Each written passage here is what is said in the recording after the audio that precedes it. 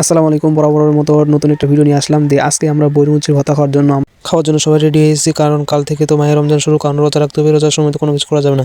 তাই আজকে যেহেতু ফ্রি আছি, তাই আজকে আমরা সবাই মিলে সিদ্ধান্ত নিলাম বইরুচি ভর্তা খাবো। আমরা বই এবং মুচি পাতে এসেছি। এখানে আমরা মুচি পারলাম অনেক খোঁজাখুঁজির পর।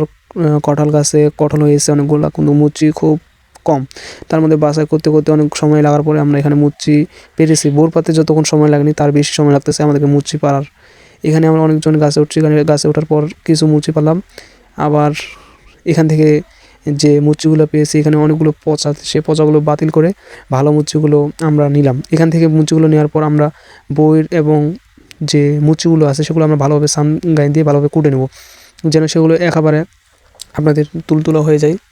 যেন বইয়ের বিচিটা আছে সেটাও যেন ভালোভাবে এখন হয়ে যায়, কুটা যায়, যেন খাইতে অনেক ভালো হয়, সুস্বাদু হয়। আর যদি কুটা একটু কম হয় সামগাই দিয়ে, তাহলে ওটা খাওয়ার একটা রুচি আসবে না।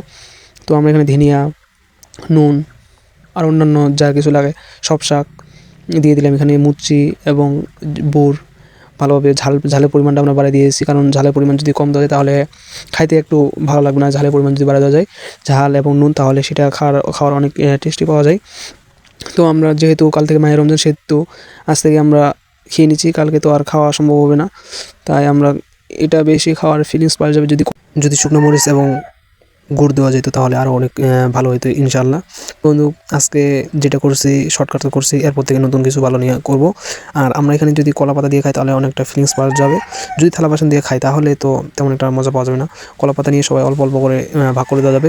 ছোটো ছোটো করেছি যেন অনেকগুলো আছে, সবাইকে যেন পাওয়া যায়। আর এখানে আমরা মুচি কম পাওয়ার জন্য আমরা ভর্তাটা কম করেছি, না হলে আরও বেশি করতাম।